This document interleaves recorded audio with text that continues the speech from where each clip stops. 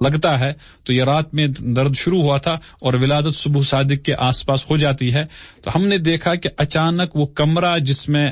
اماں جان تشریف فرما تھی تو وہاں عجیب و غریب نور کی کیفیت پیدا ہوئی،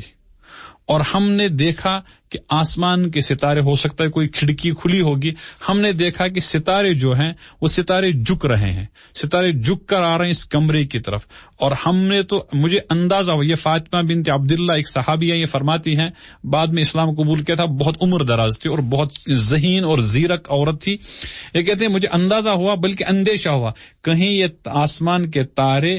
اس کمرے میں اندر آ کر ہمارے اوپر نہ گر جائیں. تو بالکل ویسا ہی جیسا خواب قرآن کریم نے سورہ یوسف میں ذکر کیا ہے کہ حضرت یوسف علیہ الصلوۃ والسلام نے ایک خواب دیکھا کہ اللہ، میں نے سورج اور چاند کو اور تاروں کو اپنے سامنے سجدہ ریز ہوتے ہوئے خواب میں دیکھا. اسی کی ایک شکل فاطمہ بنت عبداللہ ذکر کرتی ہیں کہ میں نے بھی دیکھا کہ وہ آ رہے ہیں، جھک رہے ہیں اس کمرے میں، ہمیں لگ رہا تھا کہیں ہمارے اوپر گر نہ جائیں. اسی طرح دیگر جگہوں پر جب ہم ان کی برکتوں کو دیکھتے ہیں تو ان برکتوں میں یہ چیز نظر آتی ہے کہ ولادت باسعادت کے وقت یہ راوی نقل کرتے ہیں کہ ہم نے اچانک محسوس کیا کہ پوری فضا جو ہے، آسمان کی فضا اور زمین کی فضا جیسے نور سے بھر گئی. ہم ذہن میں رکھیں گے آج سحری کا جو وقت ہے، اس سحری کے وقت میں کچھ اندھیرا ہوتا ہے. اب چونکہ اب لائٹیں جگمگاتی ہیں، اس زمانے میں لائٹوں کا کوئی انتظام نہیں تھا، وہاں صرف جو بھی کام ہوتا تھا وہ تاروں ہی سے ہوتا تھا. تو یہ کہتے ہیں کہ اچانک ایسا منظر ہم نے دیکھا کہ ولادت کے قریب زمانے میں، ولادت کے وقت ہونے والے میں ہم نے دیکھا کہ مکہ کی فضا روشن ہو جاتی ہے اور ہمیں شام، جس کو ہم سیریا کہتے ہیں، وہاں تک پوری فضا ہم کو ایک ہی جیسی نظر آئی. بظاہر لگ رہا تھا کہ یہاں کا نور وہاں تک منعکس ہو گیا، یہاں کا نور وہاں تک پہنچ گیا. اور بعد میں اس کی تعبیر لوگوں نے، اس برکت کی تعبیر لوگوں نے یوں کی کہ نبی پاک علیہ السلام کے مبارک زمانے ہی میں اسلام کا بول بالا، اسلام کی بات، نبی علیہ السلام کے توحید اور رسالت کی بات کا اثر کچھ نہ کچھ شام تک پہنچ گیا. وہ ذکر آ گیا اس میں کہ ولادت کے وقت جہاں جہاں تک آپ کے نور کا پرتو گزر گیا، وہاں وہاں تک آپ کے مبارک زندگی ہی میں اللہ نے آپ کے دین کو بھی پہنچا دیا.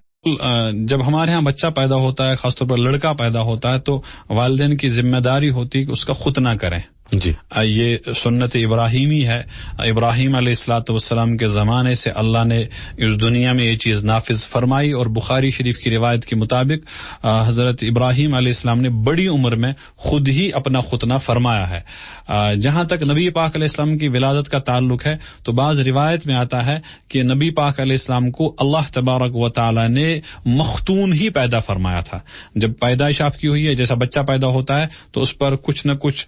بلڈ کے اثرات ہوتے ہیں، کچھ نہ کچھ ناپاکی کے اثرات ہوتے ہیں، لیکن نبی پاک علیہ السلام نے، نبی علیہ الصلوۃ والسلام کے لیے اللہ تبارک و تعالی نے انتظامی ایسے کیے تھے. جب آپ پیدا ہوئے ہیں، پیدا فطرت کے راستے سے ہوئے، لیکن آپ کے مبارک بدن پر کسی قسم کی کوئی گندگی نہیں لگی ہوئی تھی، خون کا کوئی نشان نہیں تھا، آلائش کا ذرہ برابر نشان نہیں تھا. اور جب آپ کو دیکھا گیا تو آپ مختون پیدا ہوئے ہیں. اور جب خواجہ عبد المطلب کو اس کا علم ہوا تو انہوں نے کہا کہ ان کو تعجب بھی ہوا کہ اس زمانے میں مختون بچے پیدا ہوا نہیں کرتے تھے، تو انہوں نے یہی کہا تھا میرے اس بچے کی بڑی شان ہوگی. تو یہ ایک اہم واقعہ ہے جو ہم سننا چاہیں گے کہ نبی پاک علیہ الصلوۃ والسلام کو اللہ نے مختون ہی پیدا کیا تھا. یہ اکثر بیشتر روایات اور کتابوں میں نقل کیا گیا ہے، خاص طور پر مستدرک للحاکم علی الصحیحین ایک حدیث کی بڑی کتاب ہے، اس میں بھی اس قسم کی چیزیں